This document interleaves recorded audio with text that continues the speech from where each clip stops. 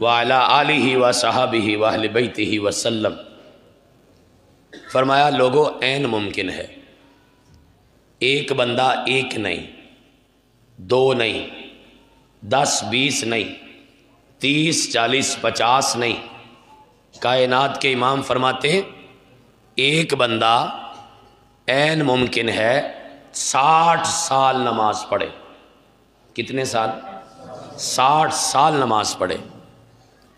اور آپ کو پتہ ہے 60 سالوں میں کتنی نمازیں ہوتی ہیں؟ تقریباً 1.25 لاکھ نماز ہوتی ہے، 1,20,000 کے قریب نماز ہوتی ہے۔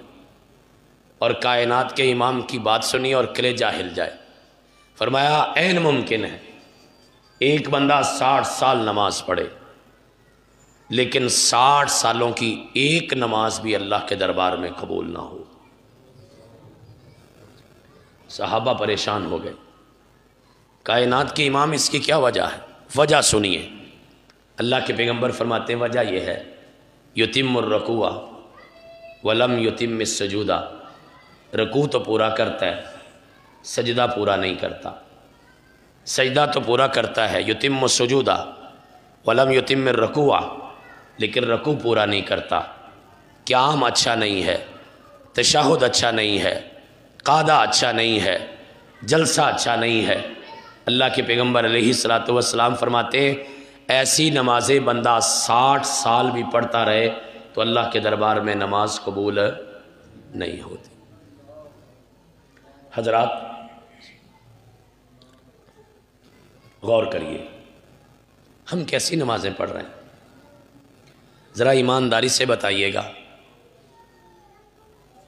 کبھی کوئی ایسی نماز پڑھی ہے کہ اندر سے آواز آئے؟ کل قیامت والے دن میرے رب نے پوچھا وہ ساری زندگی کی ایک نماز پیش کر جس نماز کی بنیاد پہ تجھے معاف کر دو۔ کوئی نماز ہے آپ کے میرے پاس ایسی کہ میں اپنے رب سے کہوں کہ مولا ہاں ایک مرتبہ میں نے نماز ایسی پڑھی تھی، وہ نماز قبول کر لے تو معاف کر دے؟ لوگوں نماز بڑی بات ہے، غور کریں۔ کوئی سجدہ ایسا ہے، کوئی سجدہ ایسا کیا زندگی میں جس زندگی میں تصور بن گیا ہو کہ یہ میرا آخری سجدہ بھی ہو سکتا ہے؟ وہ لوگوں کوئی ایسا سجدہ کیا آج تک جس سجدے سے سر اٹھانے کو دل نہ کرے؟ آئیے نہ پھر اپنی نمازوں کو ٹھیک کرو۔ آج موبائل کا زمانہ ہے اور اللہ بھلا کرے پیکج لگانے والوں کا گھنٹہ 2 گھنٹے 6 گھنٹے سارے دن پورے مہینے کے پیکج ہیں کہ نہیں؟ کالیں کرتے ہو، فون کرتے ہو کبھی؟ اب میں کہڑا FIR کٹ دینی ہے، بولو تو صحیح، کرتے ہو کہ نہیں کرتے؟ اپنی ایمانداری نال وہ بندے ہاتھ کھڑے کرن جنہاں نے زندگی کدی 10 منٹ تو لمبی کال کیتی ہوگی۔ میں تو کیتی ہے، دوستوں کو بھی ہوتی ہے، گھر والوں کو بھی ہو جاتی ہے۔ 10 منٹ سے زیادہ کال کیا کبھی تو پھر ہاتھ نہیں جے چوک دے، ہاتھ کھڑے کرے نا۔ 10 منٹ سے زیادہ کال کی ہے نا، ہاتھ اوپر ہی رکھنے۔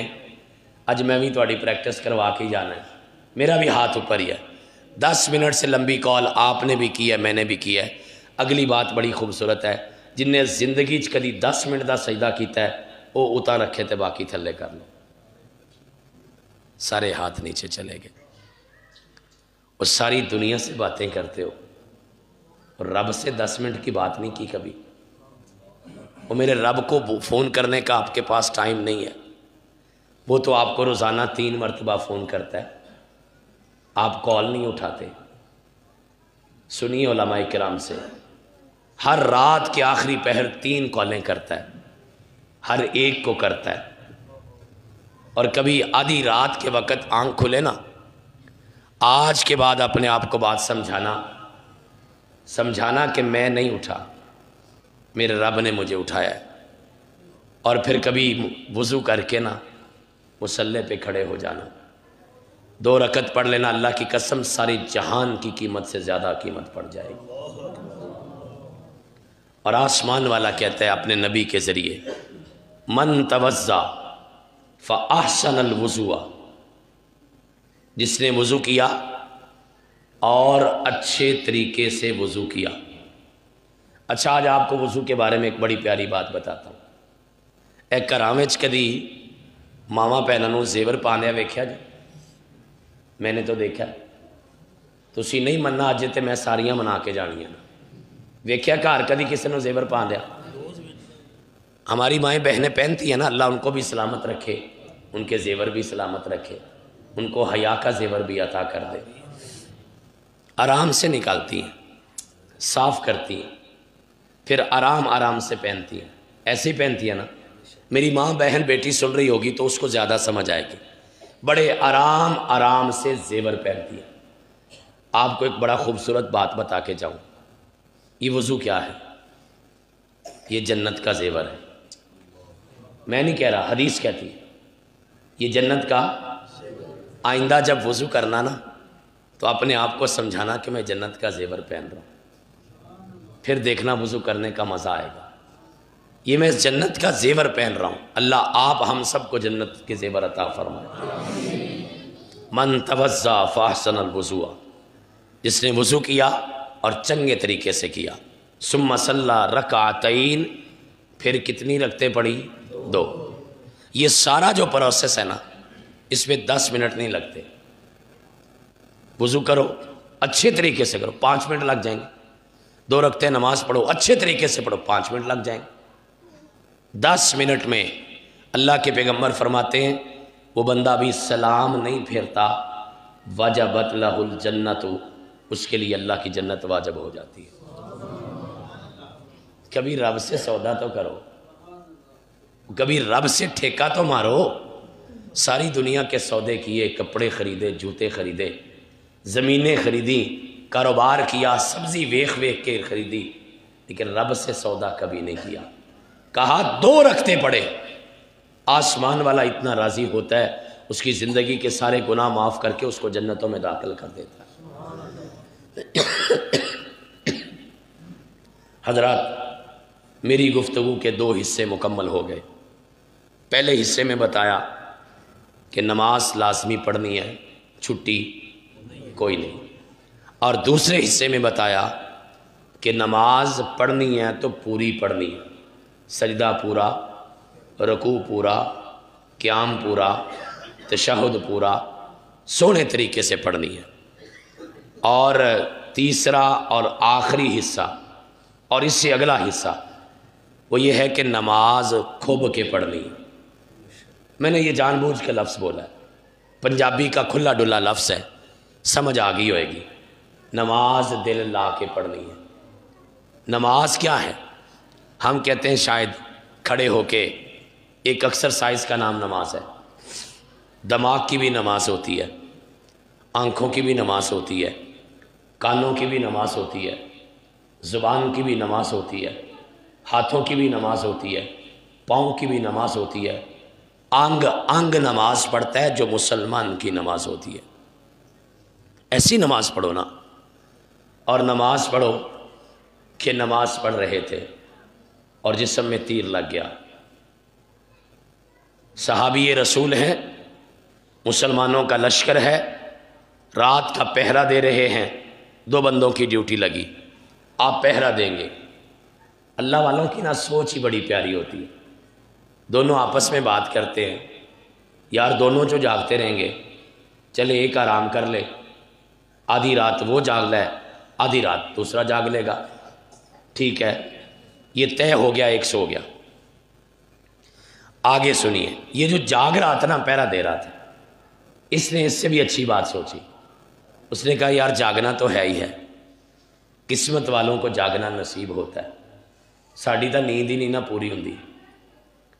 اگر زمین کے اندر جا کے سونا چاہتے ہو تو زمین کے اوپر جاگتے رہنا، اگر خدا نہ خواستہ یہاں سو گئے پھر قبر میں کسی نے نہیں سونے دینا۔ حضرات کہتے میں نے سوچا جاگنا تو ہے ہی ہے، قسمت سے جاگ رہا ہوں، نماز ہی پڑھ لیتا، نفل پڑھ لیتا۔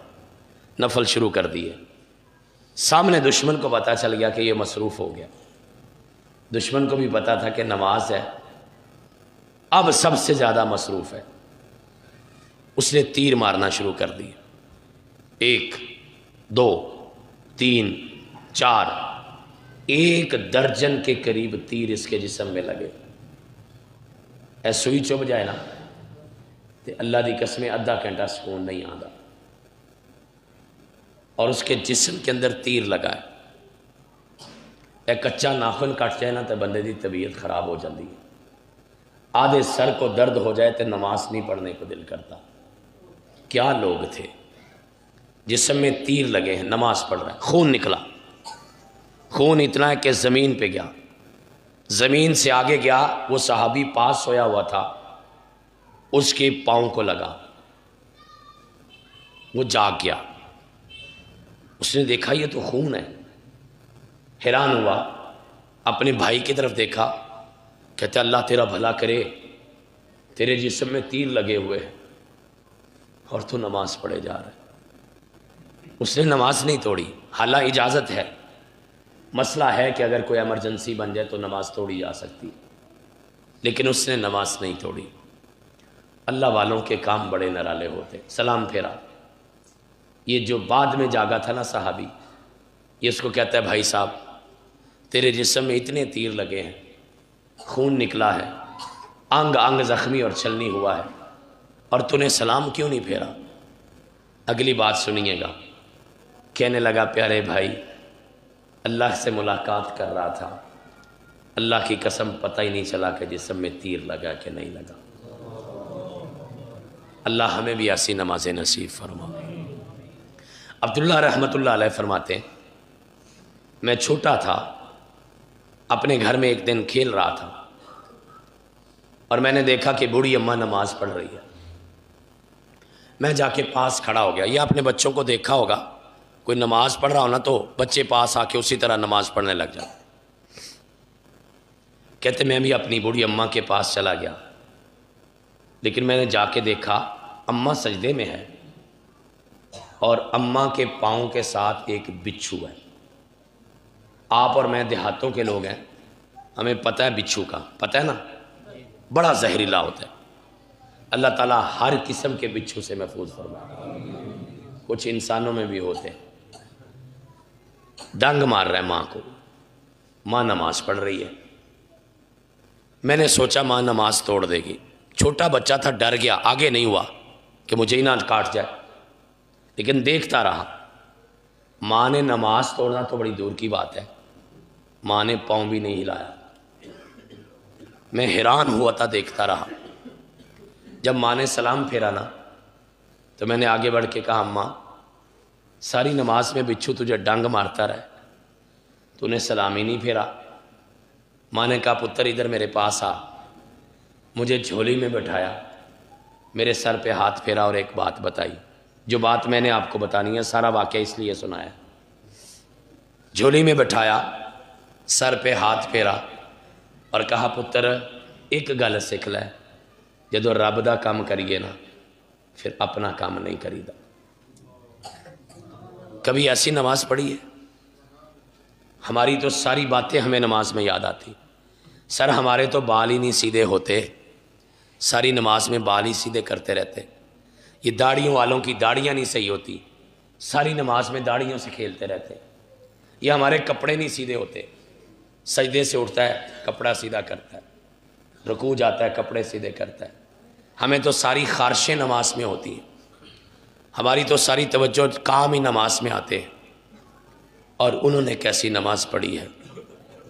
لوگوں جو میں آپ سے کہنا چاہ رہا ہوں وہ یہ ہے کہ نماز پڑھو تے کھب کے پڑھو. ایسی نماز پڑھو کہ سلام پھیرنے کو دل نہ کرے، اور ایسی نماز پڑھو کہ کأنک تراہ، جس طرح تم رب کو دیکھ رہے ہو. فإن لم تکن تراہ، اگر آپ نہیں دیکھ رہے نا تو رب تو دیکھ رہا ہے.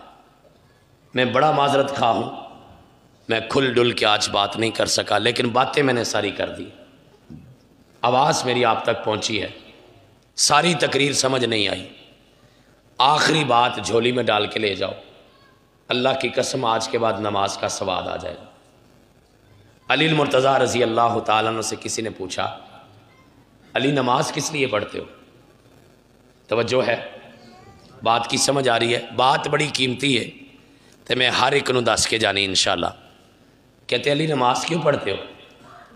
فرماتے میں رب کے لیے نماز پڑھتا ہوں۔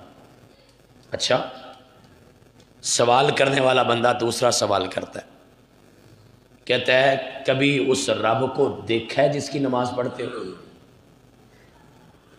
کبھی اس رب کو دیکھا ہے جس کی نماز پڑھتے ہو؟ علی مرتضیٰ رضی اللہ تعالیٰ عنہ فرماتے ہیں کملیا کبھی کی بات کرتے ہو، میں سجدے میں جاتا ہوں، جب تک رب نظر نہیں آتا میں دوسرا سجدہ ہی نہیں کرتا۔